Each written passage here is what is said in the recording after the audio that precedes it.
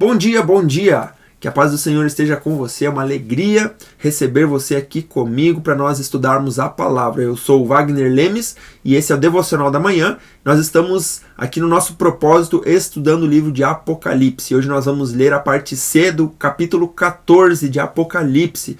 Nós vamos falar aqui a respeito da colheita da terra. É muito interessante esse trecho aqui, nós vamos ler do versículo 14 até o 20, e ele traz aqui dois momentos muito interessantes. Tá? Eu não quero dizer que esse trecho aqui refira-se única e exclusivamente à questão da volta de Jesus, porque alguns eles dizem que isso refere-se à volta de Jesus, mas aqui uma referência também a um julgamento. Nós vamos ver dois momentos diferentes, distintos aqui, tá? Então, só dando essa introdução, eu quero ler, antes de nós entrarmos aqui no texto, Joel capítulo 13, 3 e o versículo 13. Olha só o que diz nesse texto, Joel capítulo 3, versículo 13. Lancem a foice, tá? O que a foice representaria? A ceifa. Pois a colheita está madura. Olha só, preste atenção nisso. Venham, pisem com força as uvas. Então ele está falando de duas coisas. De colheita, né, com a foice, e já as uvas não se colhem com a foice. É um outro tipo de colheita. Eles estão falando de duas colheitas aqui. Pois o lagar está cheio e os tonéis transbordam, tão grande é a maldade dessas nações. Tá? Preste atenção nesse texto. Eu vou ler mais uma vez. Lancem a foice, pois a colheita está madura. Venham, pisem com força as uvas, pois o lagar está cheio e os tonéis transbordam, tão grande é a maldade das nações. Agora, o que nós vamos ler aqui em Apocalipse tem uma relação muito forte ao que o profeta Joel profetizou ali no texto que nós acabamos de ler. Ele fala sobre uma colheita e ali ele está num foco. A gente vai entender o porquê que eu quis ler esse texto antes, tá bom? Então vamos para a leitura do capítulo 14 e o versículo 14 de Apocalipse.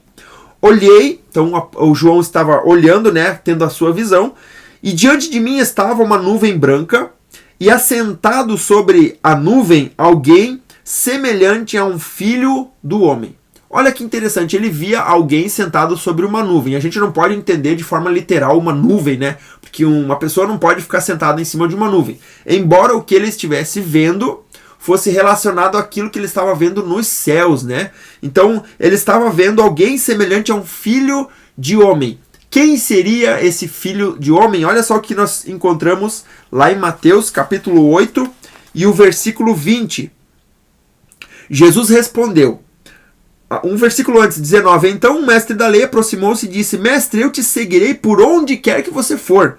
E Jesus respondeu, as raposas têm suas tocas e as aves do céu têm seus ninhos, mas o filho do homem não tem onde repousar a cabeça. Quem que é o filho do homem, então? É o próprio Cristo, é o próprio Jesus. Ele é o filho do homem que João estava vendo sentado sobre uma nuvem. É o próprio Cristo, porque nesse texto ele diz, o filho do homem não tem onde repousar a cabeça. O que ele estava querendo dizer é que não adiantava eles dizer, eu quero te seguir, porque Jesus mesmo ele não tinha um lugar para ficar fixo, né? Então era isso que Jesus estava querendo dizer naquele texto, mas ele estava referindo-se a ele mesmo como o filho do homem. Por que filho do homem? Porque aqui há uma relação entre o divino e o humano. O Jesus divino era semelhante ao filho do homem. Por quê? Porque Jesus ele era divino e humano ao mesmo tempo, né? Jesus homem e Jesus Deus. Então por isso que a relação aqui é o próprio Jesus que João estava vendo sentado sobre uma nuvem. Isso é muito interessante e importante a gente entender. Ele estava com uma coroa de ouro na cabeça e uma foice afiada na mão. Então saiu do santuário um outro anjo. Então aqui o próprio Jesus estava com uma foice afiada na mão. Para que uma foice? Para fazer a colheita. Então, como a gente viu ali em Joel, né? A colheita que Jesus iria fazer com aquela foice afiada. E aí então saiu um outro anjo do santuário que bradou em alta voz aquele que estava sentado sobre a nuvem, Jesus. Tome a sua foice. Olha só, preste atenção nisso. Tome a sua foice e faça a colheita, pois a safra da terra está madura. Chegou a hora de colhê-la. Assim, aquele que estava sentado sobre a nuvem, ou Cristo, né, passou a sua foice pela terra, e a terra foi ceifada. Veja bem, isso aqui, alguns interpretam isso como se fosse a parousia, ou a segunda volta de Cristo, que seria a ceifa Porém, alguns acreditam que, conforme o texto que a gente vai ler depois, isso refere-se aos ímpios, que seriam os ímpios seriam ceifados ou seriam julgados.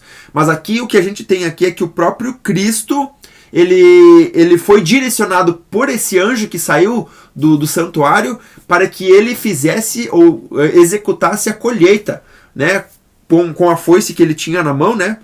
Então, alguns acreditam que isso seria a segunda volta de Cristo, outros dizem que não, porque ainda tem alguns eventos para acontecer antes, né, que isso aqui acontecesse realmente, né? Então a gente tem o Armagedon, que a gente vai ver mais para frente, tem algumas coisas que vão acontecer. Então a gente não tem a certeza absoluta, porque aqui ele diz assim, o anjo falou àquele que estava sentado sobre a nuvem. Há uma questão muito interessante, porque o próprio Jesus diz que nem ele saberia a hora que ele iria voltar, mas somente o Pai. E a informação que o anjo recebe é direto de Deus. Ele recebe a informação e passa para Jesus. Então Jesus fica sabendo, é hora de fazer a colheita. Então a gente tem algumas ideias, algumas informações extras que a gente pode juntar, mas a gente não quer apontar diretamente e dizer que realmente é aqui a segunda vinda de Cristo, tá? Mas algum tipo de ceifa, algum tipo de colheita vai acontecer nesse momento aqui. E do versículo 17, então, nós temos um outro cenário. No primeiro era o próprio Cristo sentado numa nuvem, e um anjo chega e fala com ele dizendo, olha, tá na hora da colheita. E agora nesse segundo cenário, um outro anjo saiu do santuário dos céus, trazendo também uma foice afiada. Então veja, Jesus tinha uma foice afiada e esse outro anjo também tinha uma foice afiada. E o que aconteceu? E ainda outro anjo que tem autoridade sobre o fogo saiu do altar e bradou em alta voz àquele que tinha a foice afiada. Olha só, Jesus sentado numa nuvem, veio um anjo e falou com ele, olha, tá na hora de você ceifar. E agora uma outra cena onde um outro anjo recebe uma orientação dizendo o seguinte, tome sua foice afiada e ajunte os cachos de uva da videira da terra, porque as suas uvas estão maduras. Lembra agora do que Joel falou?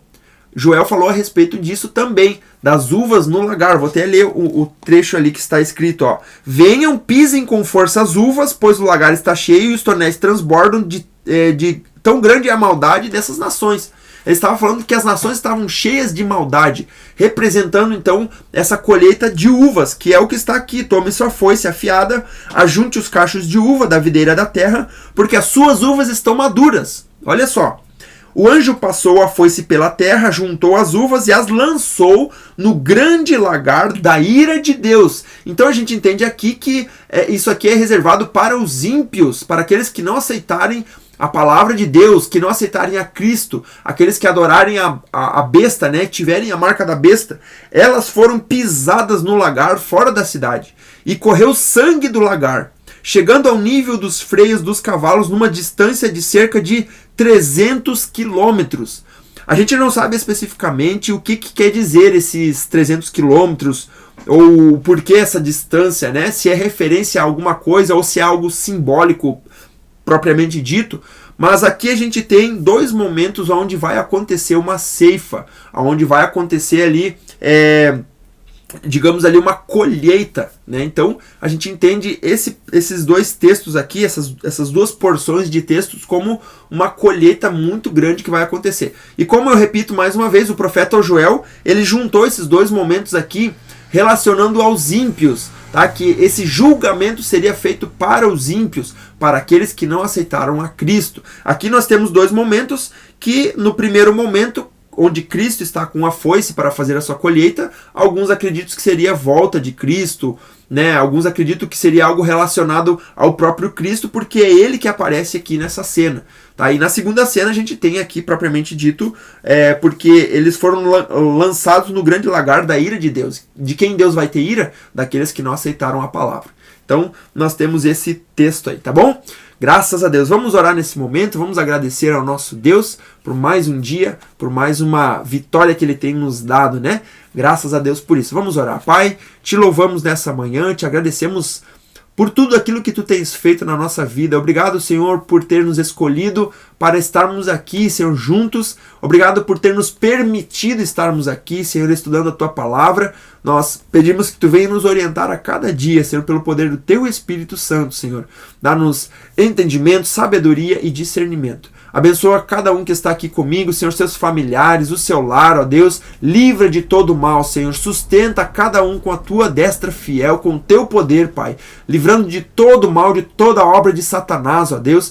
Nós anulamos agora tudo aquilo que não vem de ti, Pai. E que o teu Espírito, Senhor, nos dê direção e graça, Senhor, em nome de Jesus. Essa é a minha oração nessa manhã, eu te agradeço. Amém e amém. Graças a Deus. Que Deus abençoe tua vida, que você tenha um dia abençoado na presença do Senhor. Se inscreve no canal se você ainda não fez isso. Se é a primeira vez que você está aqui, seja muito bem-vindo mais uma vez, eu digo. E se inscreva agora mesmo no canal, ativa o sininho das notificações.